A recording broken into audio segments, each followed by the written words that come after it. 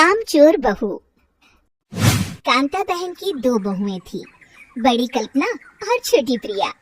कल्पना का जैसा नाम वैसा ही काम।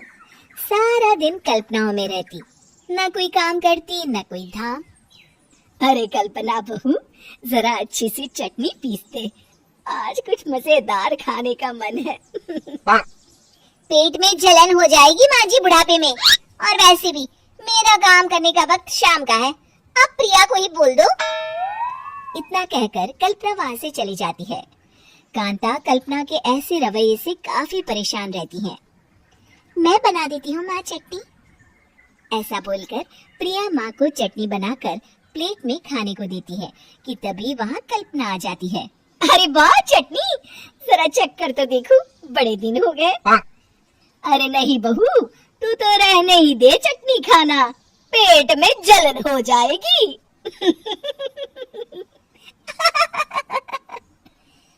इतना कहकर कांता और प्रिया दोनों हंसने लगते हैं।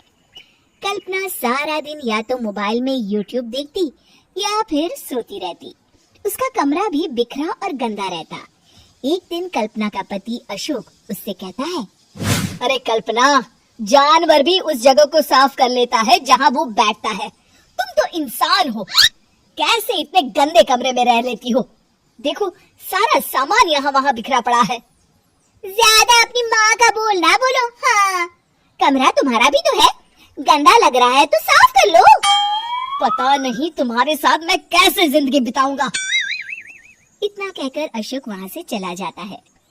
कल्पना बस खाना खाने कमरे से बाहर आती और फिर से कमरे में चली जाती। इससे कांता बहन काफी परेशान रहती। एक दिन प्रिया कांता से कहती है, माँ, मैं सारा दिन काम करके थक जाती हूँ, आप कल्पना दीदी से कहिए ना कि सुबह और शाम का काम बांट ले। मैं तो अब सिर्फ एक वक्त का ही काम करूँगी। हाँ। अरे तो वो भी ना करना, एक बहू तो कामचोर थी ही, दूसरी भी आ गई काम ना करने के बहाने लेकर। तभी वहाँ प्रिया का पति रमेश आ जाता है। माँ, मैं देख रहा हूँ भाभी कोई काम नहीं करती, प्रिया सारा दिन घर और रसोई का काम करती है, अब कुछ करो ना माँ। कांता मन में कुछ सोचती है और कल्पना के पास जाती है। कल्पना फोन पर मेकअप करना देख रही होती है। कल्पना, तुम सारा दिन बस मोबाइल देखती हो, घर का कोई काम भी कर लिया करो।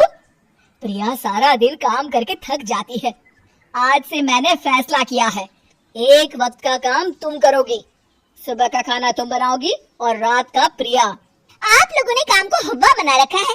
अरे पता नहीं थोड़ा सा ज्यादा काम करने में आप लोग घबरा क्यों जाते हैं। और हाँ, बहुत ज्यादा प्रिया की तारीफ मत करिए मेरे सामने, बड़ी बहू तो मैं ही रहूंगी। मैं कुछ नहीं जानती, कल सुबह मुझे वक्त से खाना चाहिए, रसोई में आ जाना, वरना कल से तुझे खाना नहीं मिलेगा। अगली सुबह कल्पना रसोई में नहीं आती है। वो देर से सोकर उठती है और बाहर आकर कहती है, अरे भूख लगी है, आज खाने में क्या है? इतनी देर हो गई, आज किसी ने मुझे उठाया भी नहीं, पता नहीं कहाँ है सब। कल्पना को घर में कोई नहीं दिखता। वो रसोई की तरफ जाती है जहाँ बड़ा सा ताला लगा होता है। अरे रसोई में ताला! ओ, मैं तो भूल ही गई थी। माँ ने आज से सुबह का खाना मुझे बनाने को कहा था। हे भगवान, इतने लोगों का खाना बनाना क्या आसान है? तभी घर के सारे सदस्य बाहर से वापस आते हैं। वाह माँ जी, मजा आ गया छोले भटूरे खाकर। मेरे मुंह में तो अभी भी स्वाद आ रहा है। अरे कल्पना, तेरे भरोसे रहते तो हम तो भूखे ही रह जाते। कल्पना को बहुत गुस्सा आ जाता है। अब बहुत हो गया, आज से मैं अपनी रसोई अलग कर रही हूँ, मैं अपना खाना खुद बना लिया करूँगी। कल्पना अपनी रसोई अलग कर लेती है, पर आए दिन उसका देर से उठना और काम न करने की आदत से वो भूखी ही रह जाती थी। उसी के सामने घर के लोग अच्छे अच्छे पकवान खाते और कामचोर कल्पना को जैसे तैसे ही खाना बनाकर खाना पड़ता। पर एक दिन तो हद ही हो गई।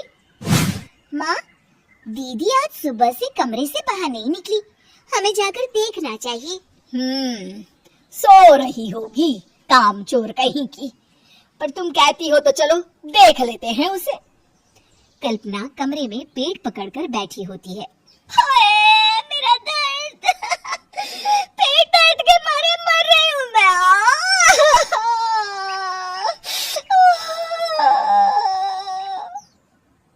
अरे दीदी क्या हुआ?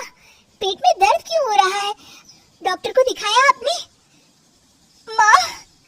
कल्पना खड़ी होती है और माँ जी के पास आती है। मुझे माफ कर दीजिए, अब से मैं सारे काम में मदद करूंगी, कभी आलस और काम चोरी नहीं करूंगी। हाँ हाँ वो तो ठीक है, लेकिन अचानक क्या हो गया जो तू काम करने को तैयार हो गई? कामचोर कल्पना।